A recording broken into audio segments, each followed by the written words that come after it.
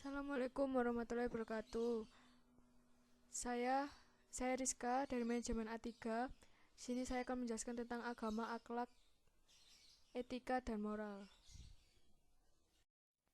Pengertian akhlak, etika, dan moral. Akhlak secara istilah Imam Al-Ghazali menyebutkan bahwa akhlak adalah suatu sifat baik yang biasanya akan memiliki akhlak yang baik juga, dan sebaliknya jika seorang yang memiliki sifat tidak baik cenderung memiliki akhlak yang tercela.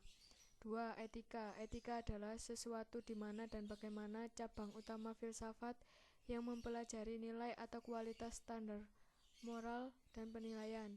Etika mencakup analisis dan penerapan konsep seperti benar, salah, baik, buruk, dan tanggung jawab.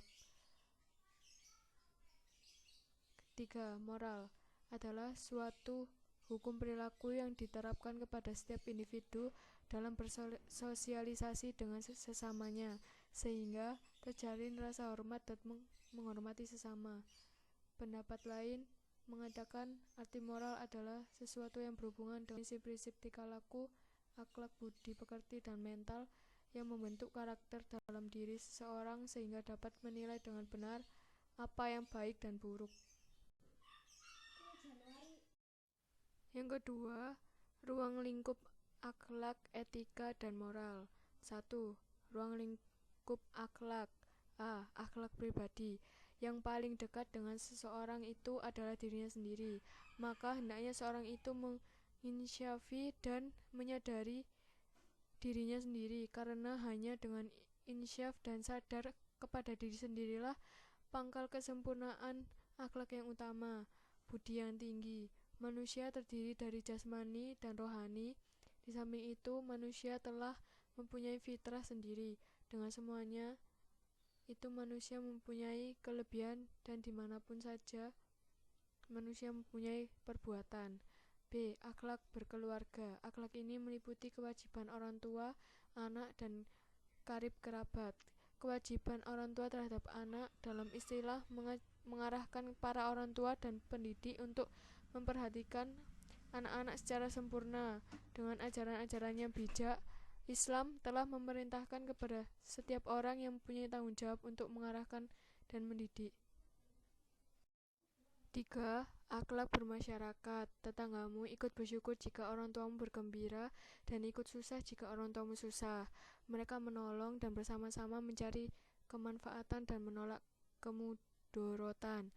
Orang tuamu cinta dan hormat pada mereka, maka wajib atasmu mengikuti ayah dan ibumu, yaitu cinta dan hormat kepada tetangga. 3. Akhlak bernegara. Mereka yang sebangsa denganmu adalah warga masyarakat yang berbahasa yang sama denganmu, tidak segan berkorban untuk kemuliaan tanah airmu. Engkau hidup bersama mereka dengan nasib dan penanggungan yang sama, dan ketahuilah bahwa engkau adalah salah seorang dari mereka yang engkau timbul tenggelam bersama mereka. 3. Akhlak 4. Akhlak beragama. Akhlak ini merupakan akhlak atau kewajiban manusia terhadap Tuhannya. Karena itulah ruang lingkup akhlak sangat luas, mencakup seluruh aspek kehidupan, baik secara vertikal dengan Tuhan maupun secara horizontal dengan sesama makhluk Tuhan. 2. Ruang lingkup etika. 1. Etika menyelidiki sejarah dalam berbagai aliran lama dan baru tentang tingkah laku manusia. 2. Etika membahas tentang cara-cara menghukum, menilai baik dan buruknya suatu pekerjaan, kebiasaannya, lingkungannya, kehendak, cita-citanya, suara hatinya, motif mendorongnya berbuat, dan masalah pendidikan etika.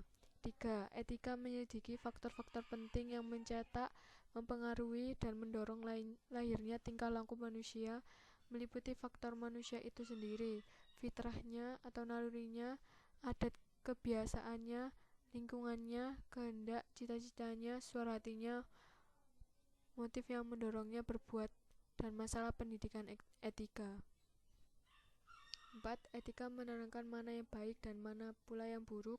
Menurut ajaran Islam, etika yang baik itu harus bersumber pada Al-Quran dan hadis Nabi.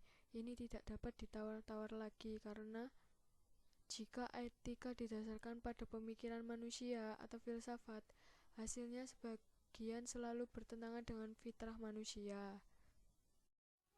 3. Ruang lingkup moral. Tolak ukur yang digunakan dalam moral untuk mengukur tingkah laku manusia adalah adat istiadat, kebiasaan, dan lainnya yang berlaku di masyarakat. Etika dan moral sama artinya, tetapi dalam pemakaian sehari-hari ada sedikit perbedaan. Moral atau moralitas dipakai untuk perbuatan yang sedang dinilai, sedangkan etika dipakai untuk pengajian sistem nilai yang ada. 3. Perbedaan dan persamaan akhlak, etika, dan moral. Ada beberapa persamaan antara akhlak, etika, dan moral yang dapat dipaparkan sebagai berikut. Pertama, akhlak, etika, dan moral mengacu kepada ajaran atau gambaran tentang perbuatan, tingkah laku, sifat, dan perangai yang baik. Kedua, akhlak, etika, dan moral merupakan prinsip atau aturan hidup manusia untuk menakar martabat dan harakat kemanusiaannya. Sebaliknya, semakin rendah kualitas akhlak, etika, moral seseorang atau kelompok orang, maka semakin rendah pula kualitas kemanusiaannya.